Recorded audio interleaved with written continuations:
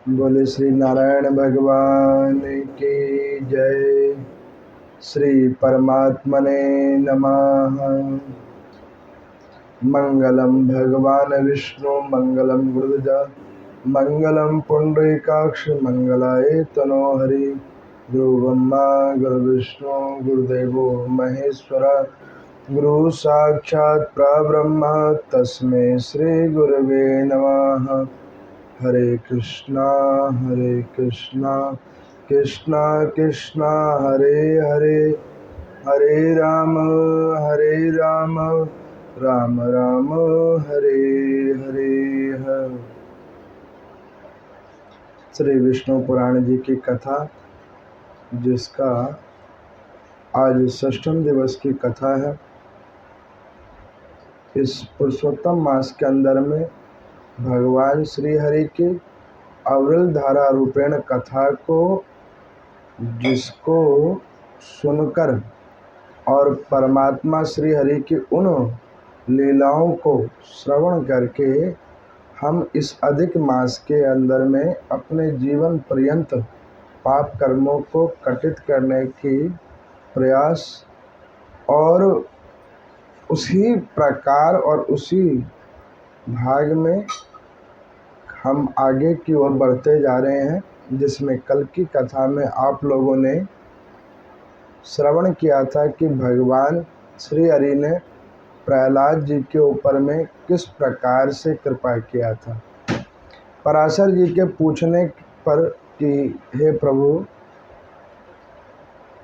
इस पृथ्वी लोक के ऊपर में क्या परमात्मा श्री हरि ने देवताओं के ऊपर ही कृपा किया? तो उनको यहाँ पर प्रहलाद आदि जी के चरित्र का वर्णन किया कि परमात्मा की दृष्टि में कोई भेदभाव नहीं है। जितना स्नेह वो देवताओं से करते हैं, उतनी ही समान दृष्टि से असुरों के ऊपर भी वो कृपा करते हैं, जिसके फलस्वरूप कल आप लोगों ने प्रथम अंश के अंतिम अध्यायों की कथा में भक्त चरित्र में प्रहलाद जी की कथा को श्रवण किया था। अब उसी कथा श्रृंखला के अंदर में विष्णु पुराण के द्वितीय खंड और द्वितीय अंश के अंदर में सर्वप्रथम मैत्रेय जी ने पराशर जी को पूछा कि प्रभु, भगवान श्री हरि ने प्रहलाद जी के ऊपर तो कृपा किया ही, प्रहलाद जी के अलावा और किस असुर जाति वाले जीवात्मा का उद्धार किया? कृपा करके उसको भी आप वर्णन करें। तो यहाँ पर मैं सबसे पहले पराशर मुनि कहते हैं कि एक समय नारद जी ने यही प्रश्न ब्रह्मा जी से भी किया था। तो ब्रह्मा जी ने कहा था कि हर जीवात्मा का उसके कर्मा अनुसार उसका वास होता है। तो वो यहाँ पर मैं सबसे पहले रसातल के पाताल के लोकों का वर्णन कर रहे हैं।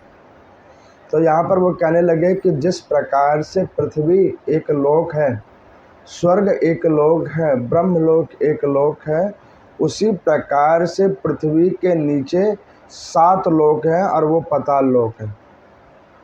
तो यहाँ पर मैं वो पाताल लोकों का विवरण कर रहे हैं।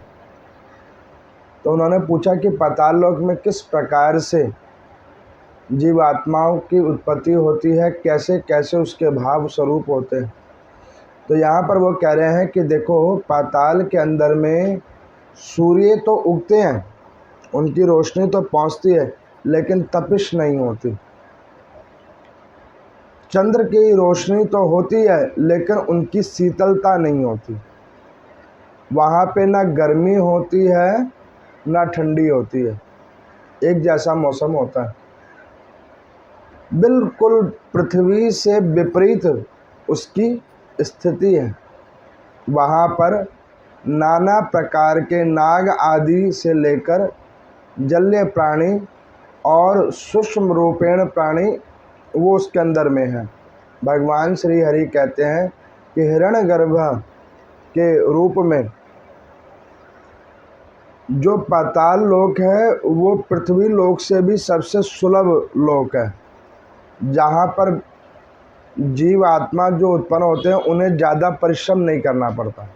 जैसे कि मान के चलो एक बच्चा जिसका जन्म हो चुका है वो हर चीज़ के लिए अपने माता और पिता को रुदन के माध्यम से कहता है, लेकिन वही बच्चा अगर वो किसी माता के गर्भ में है तो उसको उस हालात में भी भोजन मिलता है, लेकिन वो बगैर मांगे मिलता है क्योंकि वो गर्भ के अंदर में है।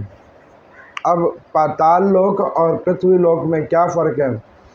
तो पाताल लोक में ये फ़र्क है कि जीवात्मा को बगैर क्रियावान हुए कर्म उसके सुलभ रूप से भोगे जाते हैं, और पृथ्वी लोक के ऊपर में जीवात्मा को क्रियावान बनना पड़ता है, कर्म करना पड़ता है, तब जाके उसके कर्म फल उससे भोगे जाते हैं। यही फ़र्क है पृथ्वी लोक और पाताल लोक की। तो नारद जी ने कहा कि प्रभु उस पाताल लोक की और क्या खगोलीय विशेषता है? तो कहते हैं जैसे पृथ्वी गोल है, लेकिन जो पाताल लोक है वो गोल नहीं है, वो समतल है, सतह पूर्ण है, जहाँ पर में कई परतों की सतह है और हर परत की सतह के अनुसार हर प्रकार की प्रजाति है। अब मान के चलो अभी ऐसी बहुत सारी जीव आत्माओं की प्रजातियों को हम नहीं जानते, हम बस उन्हीं प्रजातियों को जानते हैं जिसको हम देख लेते हैं, लेकिन इसके अलावा कई प्रजाति ऐसी हैं जो मिट्टी के नीचे पाताल के अंदर में वास करती है। ऐसे बहुत सारे जीव आत्मा हैं जो उसके नीचे में वास करते हैं। तो उसका वो संक्षिप्त वर्णन कर रहे हैं कि जिस प्रकार से ग्रह नक्षत्र का वास होता है उसी प्रकार से यक्ष, इक्ष्वासु और अन्यत्र गंधर्व आदि का वास पाताल में होता है। तो कहने लगे कि प्रभु इस पाताल का मालिक कौन है? तो वो यहाँ पर कहने लगे कि राजा बलि। पाताल का मालिक राजा बलि है। जैसे स्वर्ग का मालिक इंद्र है वैसे ही पाताल का मालिक राजा बलि है। अब यहाँ पर मैं राजा बलि की वो अद्भुत कथा का विवरण कर रहे हैं कि भगवान श्री हरि ने असुर जाति में भी एक और असुर का उन्होंने कल्याण किया था। तो यहाँ पर मरीचि जी ने पराशर जी को पूछा कि हे महात्मन, कृपा करके आप हमें ये बतलाएं कि ये राजा बलि कौन है और इनका क्या चरित्र है। तो यहाँ पर मैं वो राजा बलि जी का चरित्र बतला रहे हैं कि प्रहलाद जी के प्रपौत्र हैं और विरोचन जी के ये पुत्र हैं राजा बलि। तो उन्होंने कहा कि प्रभु आपने अभी कल ही तो बतलाया था कि प्रहलाद जी भगवान श्री हरि के अनन्य भक्त थे, तो राजा बलि असुर की प्रवृत्ति में कैसे प्रवेश कर गया? तो यहाँ पर में पराशर मुनि कहते हैं कि देखो, भगवान का भक्त होना और भगवान की श्रद्धा और भक्ति को करते रहना ये हर व्यक्ति के बस की बात नहीं है। हरि संकीर्तन हर कोई सुनता है, कथाओं को भी हर कोई सुनता है, लेकिन उस कथाओं के ऊपर अमल कौन कौन करता है ये हर किसी की बात नहीं है।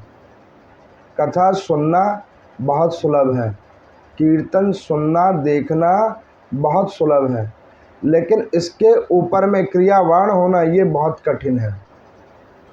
हम लोग ये सोचते हैं कि मान के चलो कि दैनिक दिनचर्या में कुछ भगवान का पूजा पाठ करके, कुछ नाम संकीर्तन, कुछ पाठों का अध्ययन करके हम अपने पापों से विमुक्त हो रहे हैं, लेकिन नहीं, आप उन पापों से विमुक्त तभी होगे जब आप उन पाठों, उन भजनों, उन किए गए जप तप के ऊपर में क्रियावान बनेंगे। जैसे कि जो लोग गंगा के किनारे रहते हैं, क्या वो सारे बैकुंठवासी होते हैं? नहीं, सारे बैकुंठवासी नहीं होते। वहाँ भी लोग नरक में जाते हैं। कैसे नरक में जाते हैं?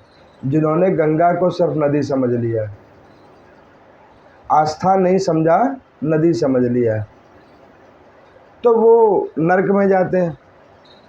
उसी प्रकार से ये कोई ऐसी बात नहीं है कि जो विश्वनाथ भगवान के मंदिर में सेवादार है तो वो भगवान भोलेनाथ को प्राप्त हो जाएगा। नहीं, कोई सेवादार नारायण भगवान के मंदिर का सेवादार है तो वो प्रभु को बैकुंठ में प्राप्त होगा? नहीं।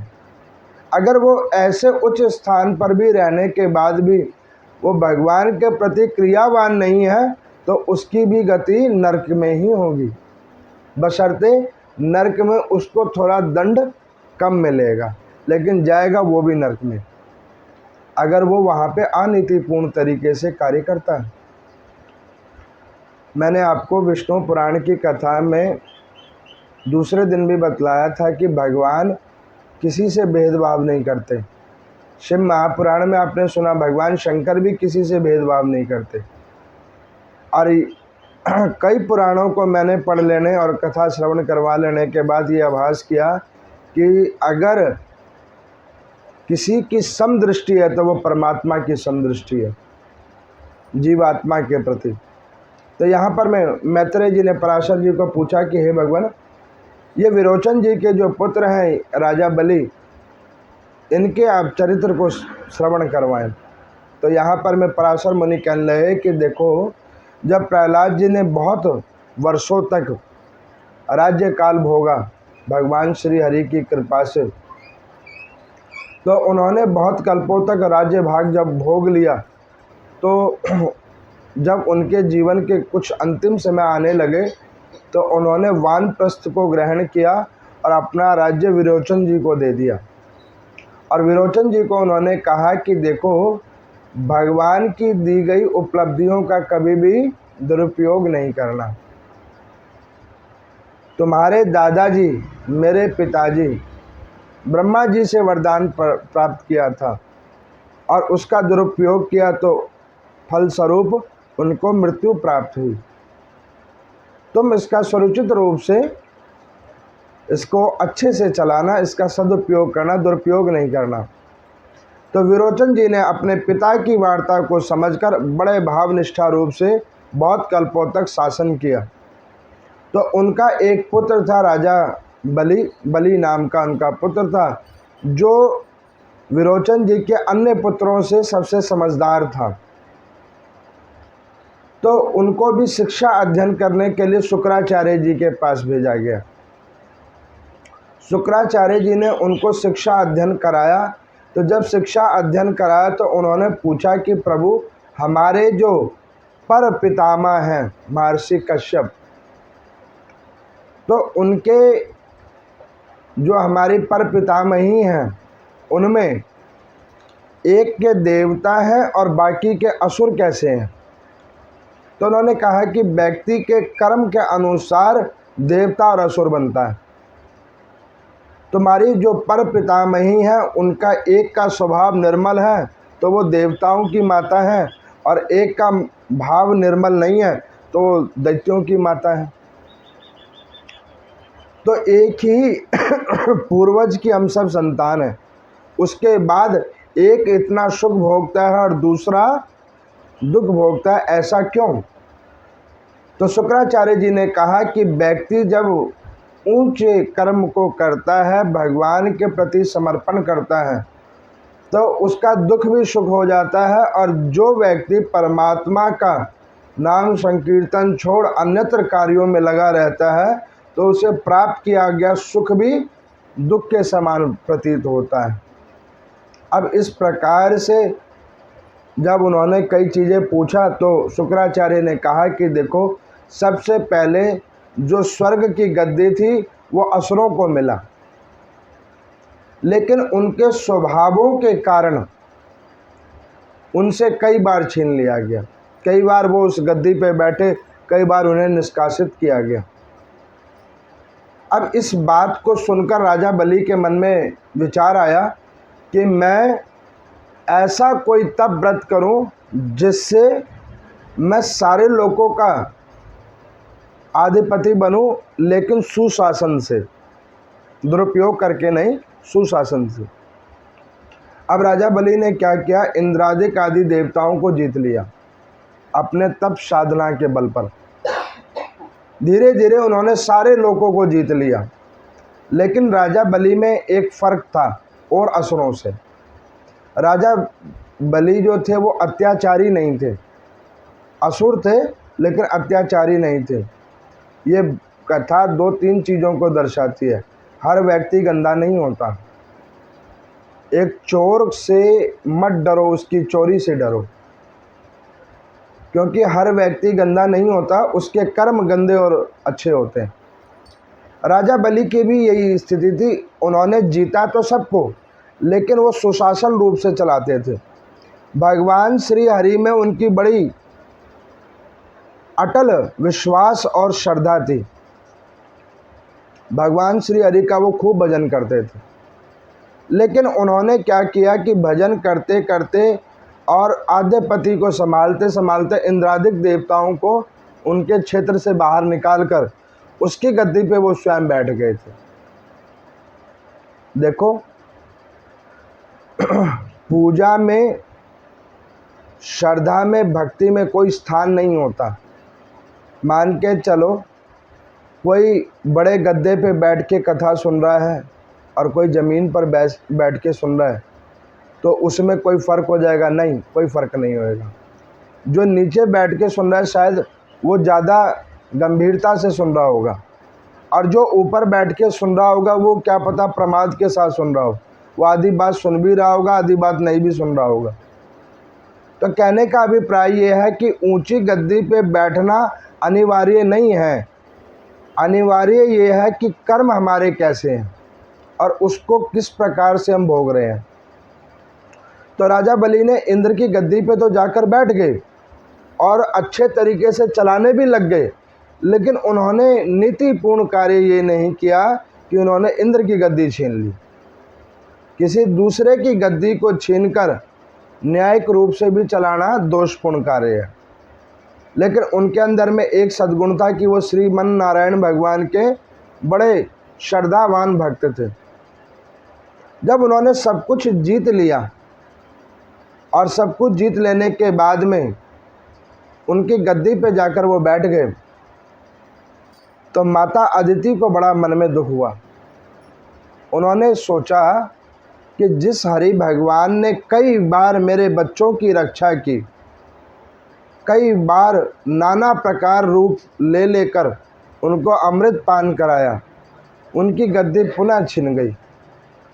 इस दुख के कारण उन्होंने कठिन तप किया कई हजार वर्षों तक।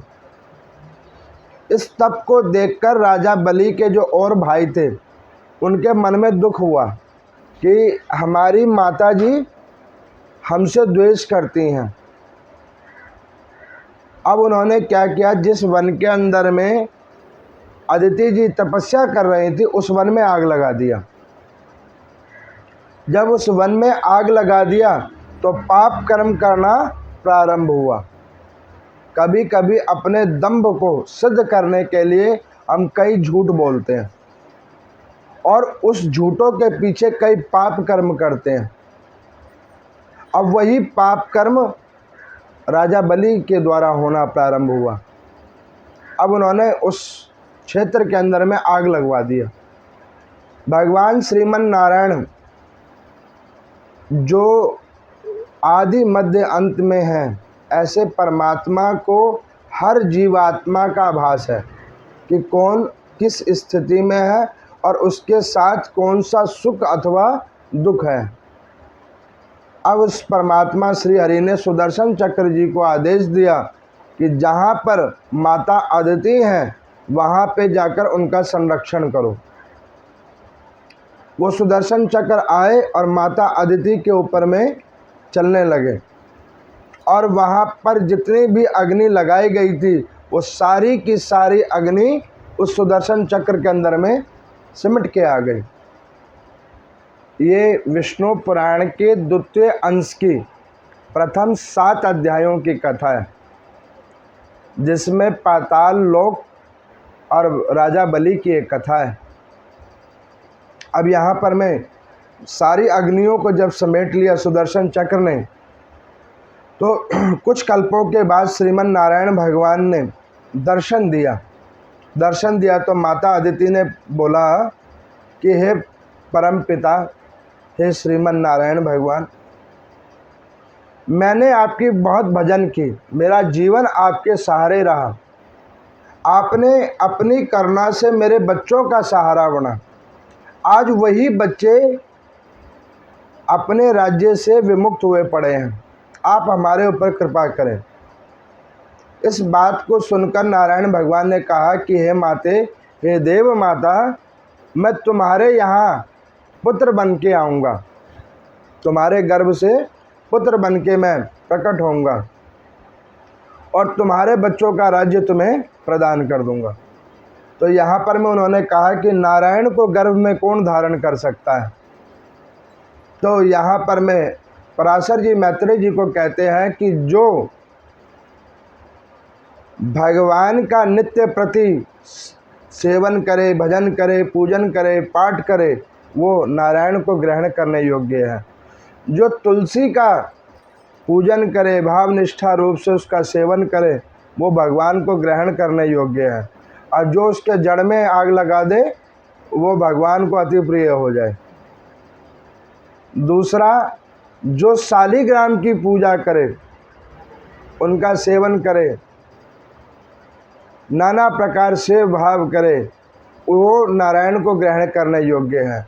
जो गौ की सेवा करे, जो गुरुजन ब्राह्मणों की सेवा करे, वो नारायण को प्राप्त करने योग्य है। अब इस प्रकार से परमात्मा श्री हरि आशीर्वाद देकर चले गए। कुछ कल्प बीता, भगवान श्री हरि का अवतार हुआ और अदिति जी के गर्भ से एक बालक उत्पन्न हुआ, और जो बालक उत्पन्न होते ही किशोरावस्था में आ गया। एक पावन छतरी, कमंडल, माला लेकर वो भगवान वामन जी प्रकट हुए। बोले वामन भगवान की जय।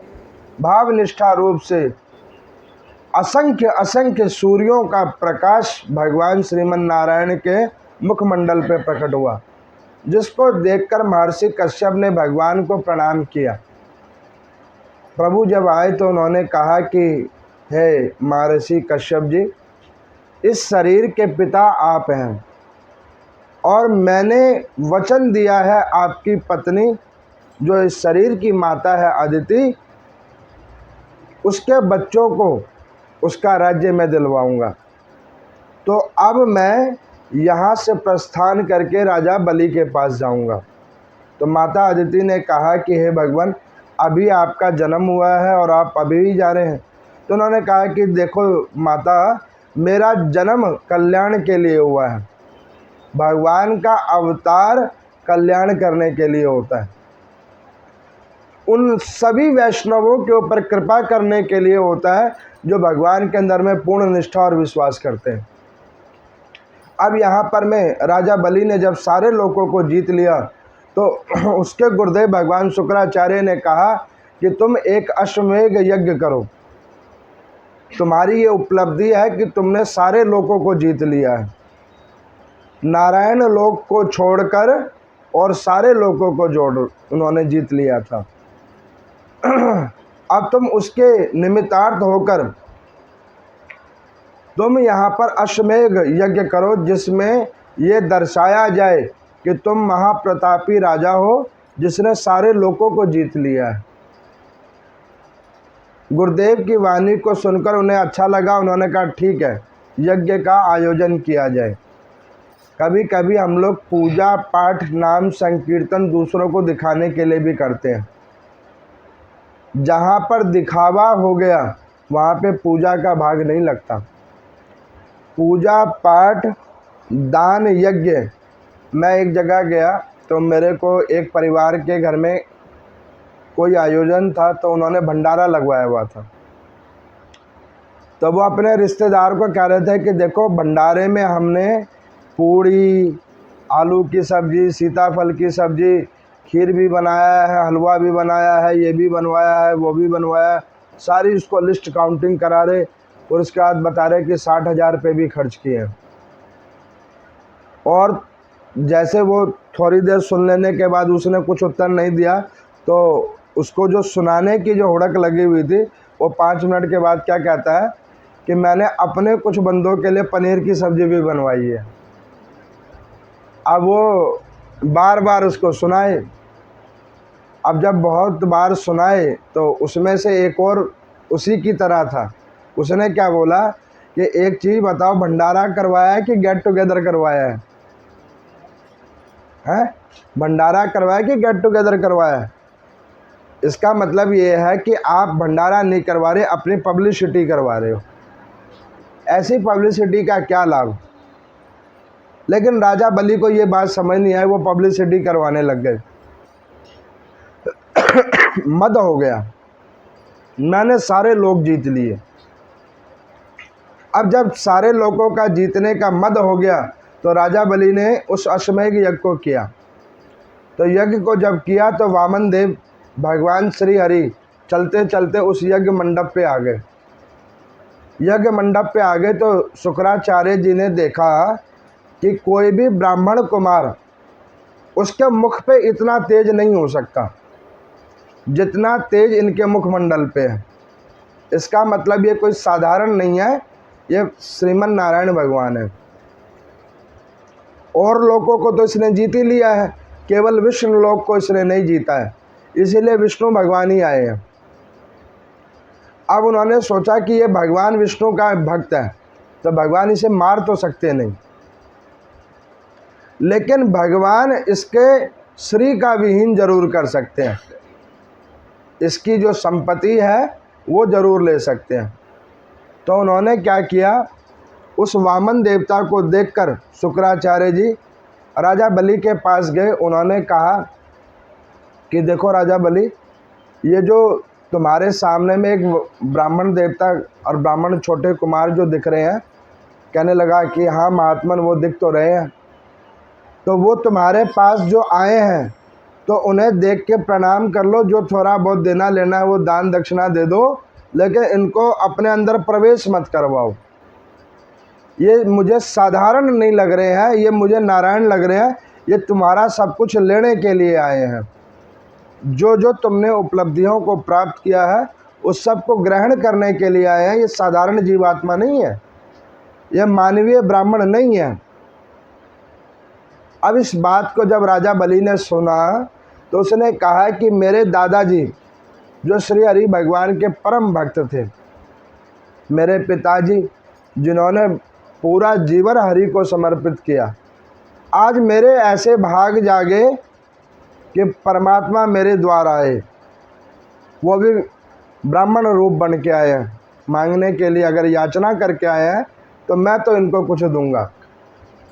अगर इन्हें ये लगता है कि मेरे देने से, मेरे दान देने से इनकी याचना खत्म हो जाएगी तो मैं आज इन्हें कुछ दूंगा। शुक्राचार्य जी ने कहा कि बेटा तुम्हें पता है तुम्हारे जितने पूर्वज थे वो सिंहासन से क्यों हट गए? क्योंकि वो तुम्हारी तरह मूर्ख थे, आधे लड़ लेते थे। तू उनसे समझदार था तो तूने लड़ाई तो नहीं की, लेकिन अगर तू दानी में दे देगा तो तू फिर वही हालात हो जाएगी तेरी भी। इस गद्दी को बचाओ।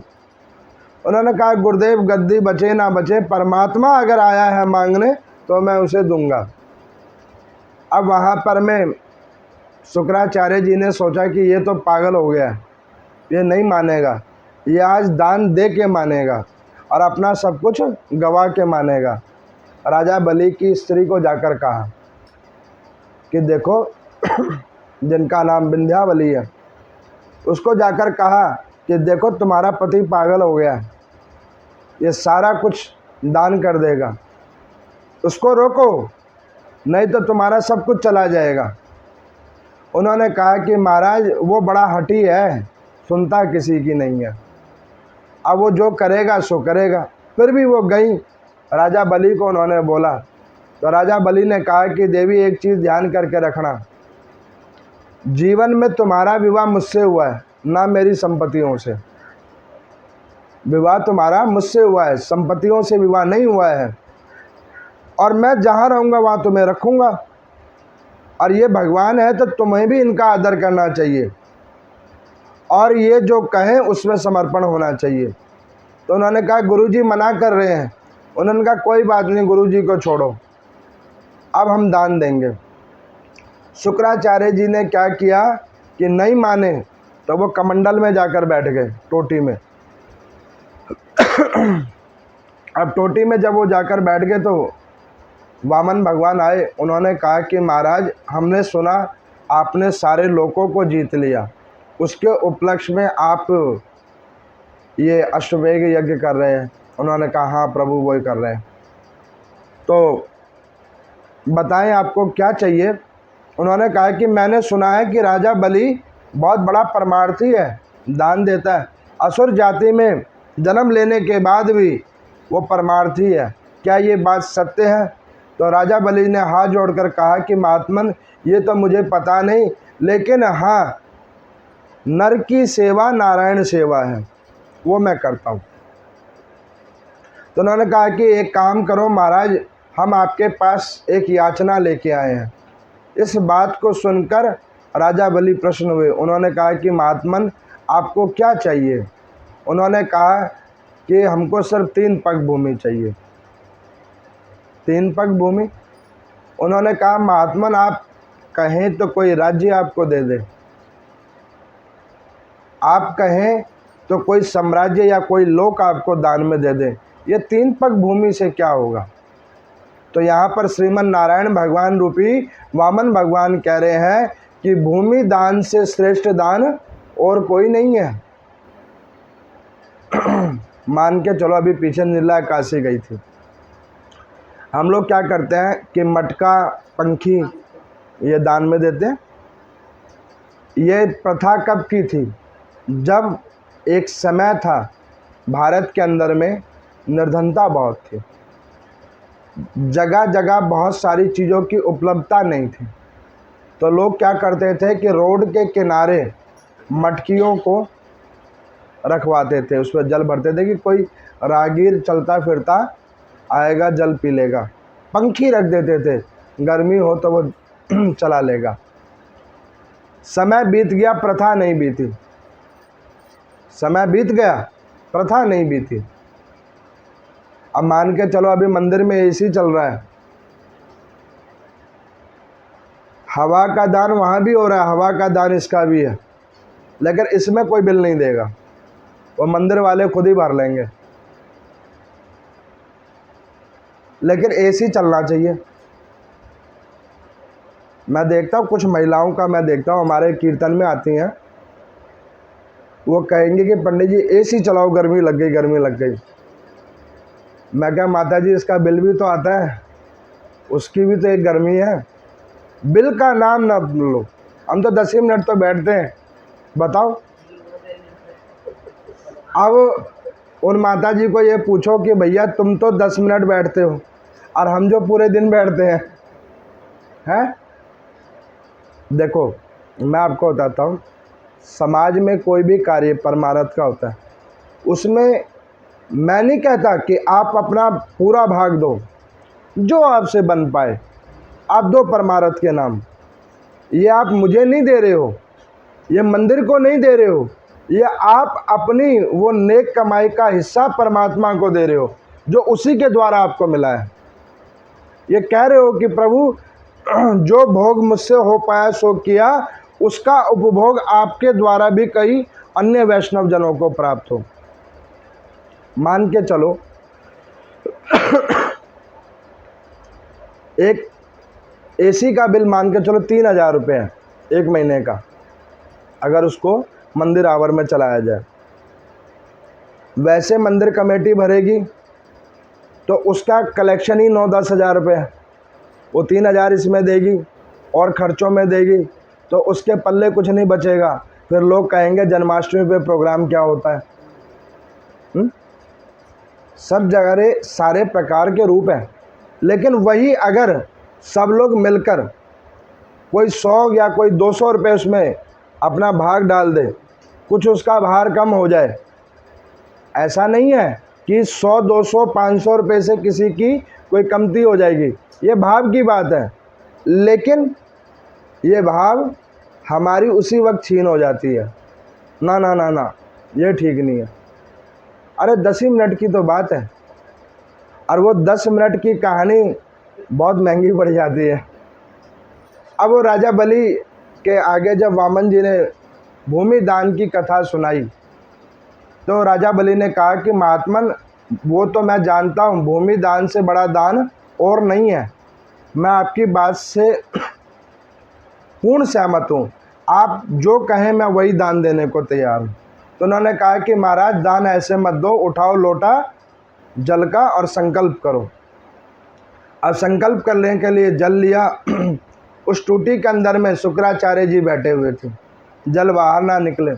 कुशा का अग्रभाग उठाया और राजा बलि को ही दिया, ये लो इसको साफ करो, तुम्हारे गुरुजी तुम ही साफ करो। और ये कथा एक बात और दर्शाती है, किसी के भाग्य जागते हैं तो उसे आशीर्वाद मिलता है अथवा प्रसाद मिलता है, और उससे भी ज़्यादा भाग्य उसके जागते हैं तब वो दान देने को तैयार होता है। दान देना सबके बस की बात नहीं है, दान हर किसी के भाग्य में नहीं है और हर किसी के द्वारा हो नहीं सकता, ये भी किसी किसी के भाग्य में है।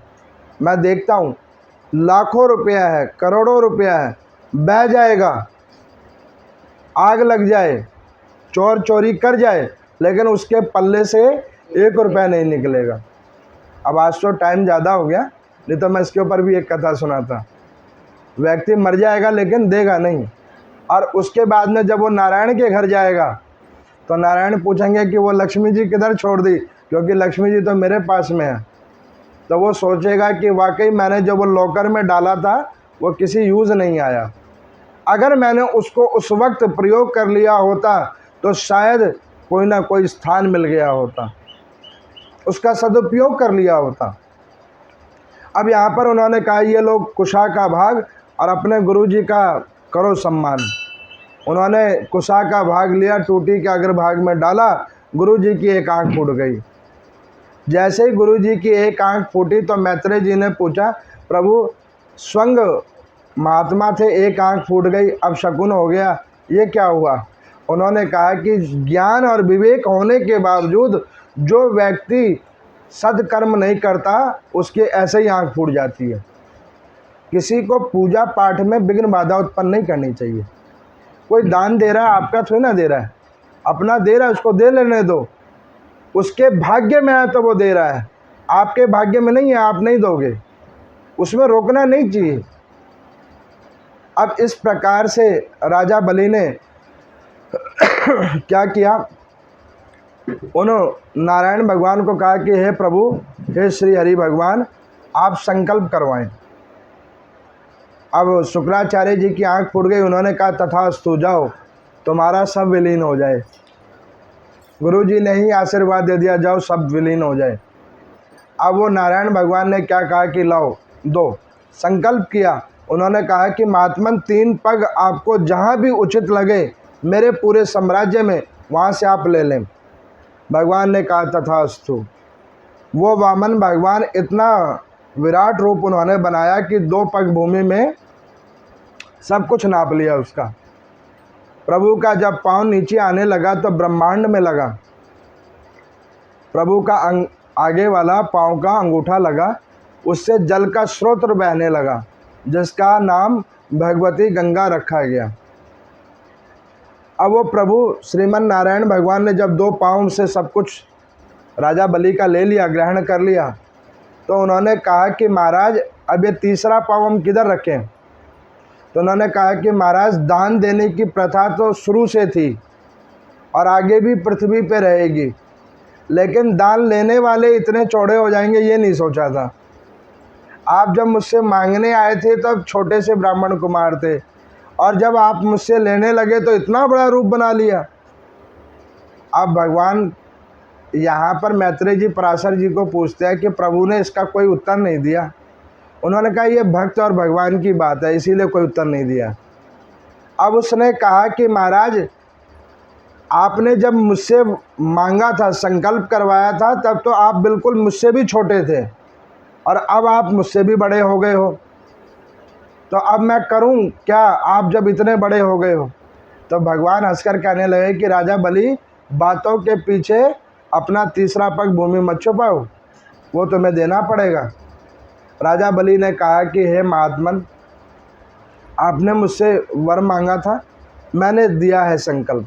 2 पग भूमि में आपने सब कुछ मेरा ग्रहण कर लिया। परिवार के जो रिश्तेदार नाते बंद, मेरी पत्नी तक को आपने अपने अंदर में ले लिया। जब उन्होंने विराट रूप देखा तो भगवान श्री हरि के शरीर के अंदर में सबको उसने देखा, सिवाय एक राजा बलि को छोड़कर। अब राजा बलि ने कहा कि महाराज, मेरा सब कुछ जब आपने ले ही लिया तो मुझे ही क्यों छोड़ दिया, मुझे भी ले लो। तो उन्होंने कहा तुम्हें ले लें? हाँ।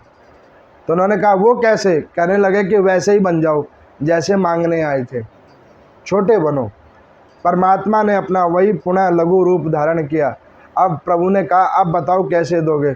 उन्होंने कहा प्रभु पाँव ऐसे ही उठा के रखना, अभी मैं दूंगा। पाँव उठाया श्रीमन नारायण भगवान ने, राजा बलि ने अपना सर नीचे कर दिया। उन्होंने कहा कि प्रभु मुझे ही ले लो, तीसरा पग भूमि में आप मुझे ही ग्रहण कर लो। वहाँ पर वो भक्त वत्सल भगवान अति प्रसन्न हुए। इतने प्रसन्न हुए भगवान राजा बलि को कंठ से लगा लिया। उन्होंने कहा कि देख राजा बलि, पृथ्वी लोक के ऊपर में जितने भी युग आएंगे, अगर दान देने में किसी की महिमा होगी तो तेरी होगी। तू घबरा मत, मैंने तेरा कुछ नहीं लिया है। तू याद रखना, मैंने जो कुछ लिया है उसके बदले कई हजार गुना मैं तुझे दूंगा, कई हजार गुना। तो यहाँ पर पराशर जी मैत्रेय जी को कहते हैं कि इसी प्रकार से जो पाताल लोक के 7 लोक हैं, वो 7 लोकों का मालिक राजा बलि को बना दिया। और लोकों में परिश्रम करके, आदमी को कर्म करके किसी चीज़ का उपार्जन करना पड़ता है, लेकिन परमात्मा श्री हरि ने राजा बलि के ऊपर इतनी कृपा की कि कोई क्रिया मत करो, तुम्हें वैसे ही सब कुछ मिल जाएगा। और यहाँ पर प्रभु ने अपना गदाधर रूप धारण किया है और वो राजा बलि के पास में आकर पाताल के अंदर में उन्होंने वास किया। श्रीमन नारायण भगवान का एक और अवतार हुआ है गदाधर।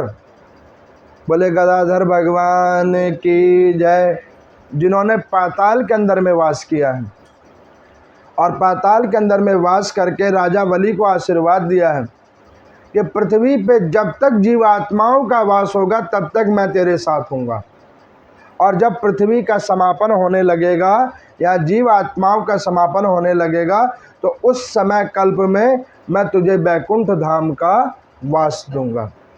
तो इस प्रकार से पराशर जी ने मैत्रेय जी को कहा कि प्रभु ने इस प्रकार से एक और असुर जाति के ऊपर में कृपा की है, उसको पूरा साम्राज्य ही दे दिया है।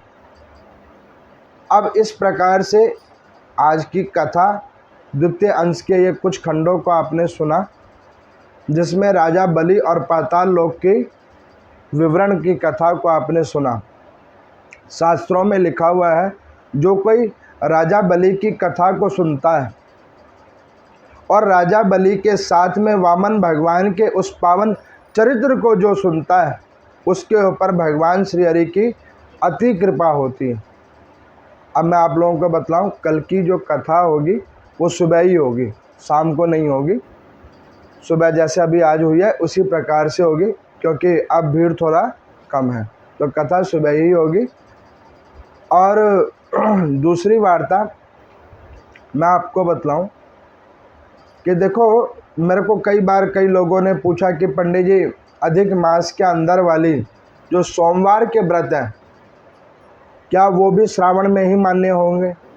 तो मैं आपको बतलाऊं, कल आप लोगों ने अधिक मास कैसे हुआ उत्पन्न वो सुना था कथा में।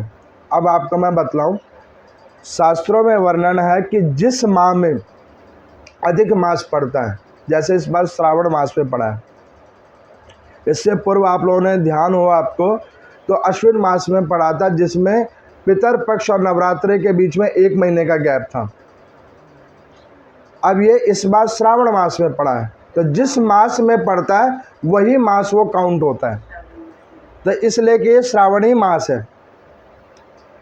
बशर्ते नाम अधिक मास है, लेकिन इसके गुण व्यवहार आचरण सारे श्रावण वाले ही हैं। तो कायदे से व्रत इसके भी रखने चाहिए।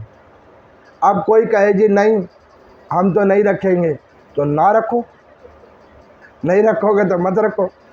अब इसमें कोई जोर जबरदस्ती थोड़ी ना है, तो कोई जोर जबरदस्ती नहीं है। अगर आप अधिक मास की क्या महानता आपको मैं बतला देता हूँ। अधिक मास की सबसे पहली महानता यह है कि इस मास के अंदर में केवल और केवल हरि भजन होता है। देख रहे हो जगह जगह भागवत की कथाएं सुनाई जा रही है, नारायण भगवान के पुराण ग्रंथों की कथा सुनाई जा रही है, बड़े बड़े तीर्थ स्थलों में नाम दान जप स्नान इनका महत्व बतलाया गया। इस समय में किया गया इस प्रकार के तप आदि कर्मों का फल अनंत अनंत होता है। तो उस कल्प में भी अगर आप सोचोगे कि भाई 4 व्रत थे और 8 हो गए, तो फिर ये आपकी इच्छा है। तो इस प्रकार से जो भी कोई भावनिष्ठा रूप से ये अधिक मास की कथा और नारायण भगवान की कथा को भावनिष्ठा रूप से जो सुनेगा, उसके ऊपर भगवान श्री हरि की अति कृपा होगी। बोले श्रीमन नारायण भगवान की जय।